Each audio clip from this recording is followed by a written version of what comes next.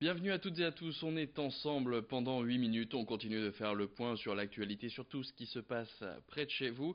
Et l'actualité, c'est la journée internationale du chat, ce jeudi 8 août. Elle a été créée en 2002 à l'initiative du Fonds international pour la protection des animaux.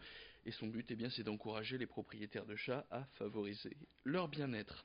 En France, on compte plus de 13 millions de chats domestiques, ce qui en fait l'animal de compagnie préféré des Français, loin devant les 7 millions de chiens. Alors qu'ils soient de gouttière ou de race, n'oubliez pas de souhaiter une bonne fête à votre chat ce jeudi. Parmi les races les plus prisées, on retrouve le Maine Coon. Vivant à l'origine près des fermes aux États-Unis, il se caractérise par une grande taille, un poil long et un museau carré. La demande est forte pour cette espèce, y compris dans les Hauts-de-France. Certains se sont donc lancés dans l'élevage de cette espèce. C'est le cas de Marilyn Vansois. Elle possède une quinzaine de mâles et de femelles qui se reproduisent jusqu'à une fois par an.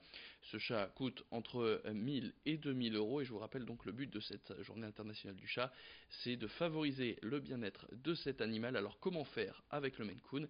Écoutez tout de suite cette interview signée Idil Gunay. Le principal, c'est toujours d'avoir un arbre à chat. Ça évite que quelquefois ils aillent faire leurs griffes ailleurs que sur l'arbre à chat. Ils sont assez pantouflards, hein. Donc à partir du moment où on leur met des coussins, des arbres à chat un peu partout, c'est pas gênant. En sachant que Maine Coon est quand même une race assez grande, il faut prévoir quand même des litières assez grandes, puisque le chat étant déjà imposant. Pareil pour l'arbre à chat. Le soin n'est pas plus particulier qu'un autre chat. Un coup de brossage, je dirais, est nécessaire quand même une fois par semaine pour enlever ne serait-ce que les poils morts, par exemple. Et puis au moins, ça lui donne un coup de main pour éviter les boules de poils, par exemple, aussi. Ce sera à la fin du mois d'août cette année encore, le centre Oscar Lambret va lancer sa 4e édition de Septembre en Or, tout un mois d'événements pour sensibiliser le grand public au cancer pédiatrique. L'année dernière, le centre avait pu récolter 50 000 euros grâce à la mobilisation de 3000 personnes. L'objectif, c'était de faire parcourir 384 400 kilomètres aux 90 000 volontaires qui s'étaient mobilisés, soit la distance entre la Terre et la Lune. Et cette année, le challenge est encore plus ambitieux. La distance à parcourir est d'1 012 082 km, soit la surface recouverte par les océans sur la Terre. Chacun peut donc y participer à sa façon, que ce soit à pied ou en trottinette, et les dons récoltés vont permettre de financer les derniers travaux, les derniers aménagements de la nouvelle unité pédiatrique. Écoutez, Sylvie Mercier, elle est cadre d'unité au centre Oscar Lambret, et c'est Margot Sailly qui l'avait interviewée. Dans le cadre de Septembre en Or, donc j'invite tous les gens à devenir ambassadeurs en or, c'est-à-dire d'aller sur le site soutenir.centreoscarlambret.fr, de cliquer sur devenir ambassadeur et finalement de créer son équipe de façon à pouvoir mobiliser sa communauté, de façon à pouvoir récupérer de l'argent, et si l'objectif de 150 euros est atteint, le centre Oscar Lambret offre le t-shirt et puis la possibilité de participer aux courses de la braderie jour d'inauguration du mois Septembre en Or. Donc on peut devenir ambassadeur en or dès aujourd'hui, dès maintenant. Autre actualité, les conclusions rendues ce jeudi par le groupe d'experts intergouvernemental sur l'évolution climatique après une semaine de travaux. Et le premier bilan, c'est qu'il faut changer nos habitudes alimentaires si on veut limiter au maximum le réchauffement climatique. Et pour commencer, il faut d'abord une alimentation responsable. Ça passe par la consommation de produits frais, locaux et de saison. En ce mois d'août, les amateurs de fruits et de légumes ont le choix entre courgettes, aubergines, poivrons, oignons, voire même haricots. Des produits qui poussent soit dans votre jardin si vous en avez un, ou vous pouvez aussi en retrouver chez les producteurs régionaux qui proposent de la vente directe. C'est le cas de la ferme du Vinage à Ronques. Eux proposent des fruits et légumes 100% bio en vente ou disponibles à la cueillette. En ce moment, ce sont les tomates à l'ancienne qui sont à maturité qui attirent les gourmands, tout comme les fruits rouges, eux aussi de saison, gourmands parmi lesquels on retrouve Idil Gunay. Elle a rencontré Géraldine Capel, co-gérante de la ferme du Vinage. Je vous propose tout de suite de l'écouter.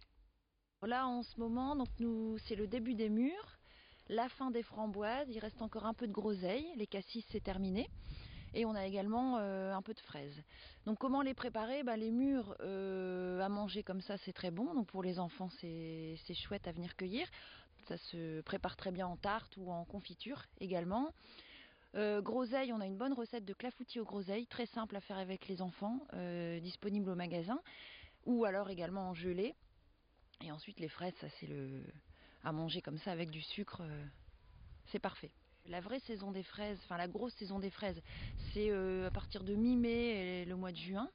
Et ensuite, nous, on en plante régulièrement. Donc là, on en a planté début juillet, qui donne des fruits en ce moment. On va en remettre cette semaine. Ça, ce sera pour l'année prochaine. Mais on en plante régulièrement pour en avoir, disons, de mi-mai à septembre. À noter que toutes les recettes que vous avez entendues dans ce reportage sont disponibles soit dans le magasin de la ferme du Vinage ou alors sur leur site internet, tout comme vous pouvez y retrouver les horaires de la boutique et de la cueillette. Et puis pour ceux qui le souhaitent, eh bien vous pouvez apprendre à jardiner de manière écologique, même en ville. À la gare Saint-Sauveur, il y a un espace public qu'on appelle ferme urbaine, un lieu de détente avec des barbecues à disposition, sans vous oublier aussi des terrains de pétanque. Mais c'est aussi un lieu pour faire pousser des fruits, des légumes et des plantes aromatiques, des potagers hors sol en cœur de ville qui sont aussi théâtre de nombreux ateliers tous les mercredis après-midi pour les enfants et les samedis c'est pour les adultes. C'est gratuit et ouvert à tous dans les limites de places disponibles avec l'inscription qui se fait sur place. Au programme des prochaines séances, ils parleront de graines, de solutions pour un potager bio, comment repousser les nuisibles ou comment attirer les pollinisateurs. Lucilbert Constant s'y est rendu ce mercredi lors d'un cours sur les plantes aromatiques. Découvrez ce coin de nature en plein Lille dans ce reportage. Il y a des personnes qui, par exemple, ont emménagé sur l'île et qui avaient un jardin auparavant, qui n'en ont plus et qui aiment retrouver ces gestes, même si effectivement ce sera... voilà, on a des pots qui font 1 m² à peu près, donc c'est pas des grands jardins. Il y a des personnes qui essayent de découvrir, savoir s'ils ont la main verte ou pas, donc parfois oui, parfois moins, mais on est là aussi pour les accompagner. Et puis c'est surtout aussi un lieu de rencontre, d'échange. Allez, c'est la fin de cette édition. Merci à toutes et à tous de l'avoir suivi. Tout de suite, la météo. Et là, restez avec nous. L'information revient dans le prochain quart d'heure.